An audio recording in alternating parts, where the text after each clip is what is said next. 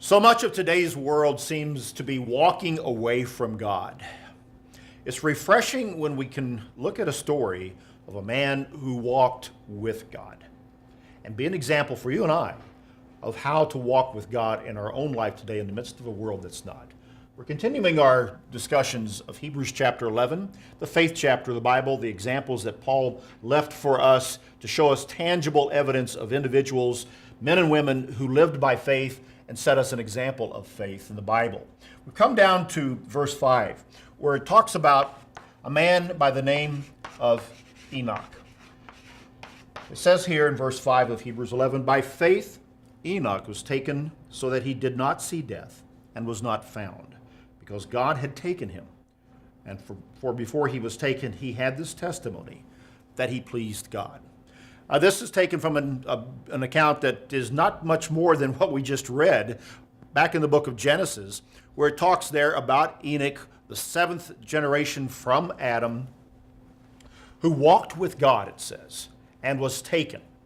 Now what it means was, when you look into the original Hebrew language there, that Enoch was taken from his time. He did not see a normal death as others did at that time. Some like to read into that Enoch was taken up into heaven, translated up into heaven.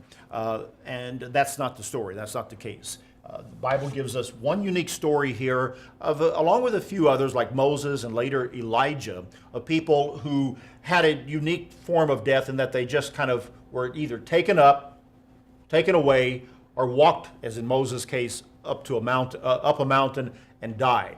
Enoch died. He was not taken to heaven, and he's not there today, as the Bible scriptures show us in so many other ways.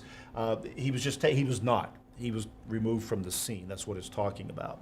But here in this very brief story of this individual, we find, as it tells us from the book of Genesis, that he walked with God. To walk with God is to put our life in God's hands, to walk righteously, to live by God's teachings, to search God out in life, and to seek to please Him, to be like Him, and to take Him, in a sense, as a partner in life. One commentator said that Enoch walked with God in an age when men walked away from God. I like that phrase.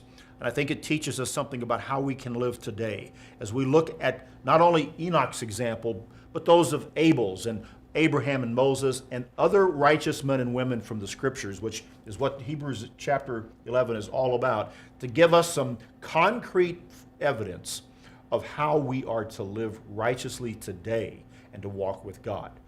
There's probably no greater single point of understanding that we could come to in our life today to make our lives quality and sure than to learn to walk with God. Let's be like Enoch. Let's walk with God. That's BT Daily. Join us next time.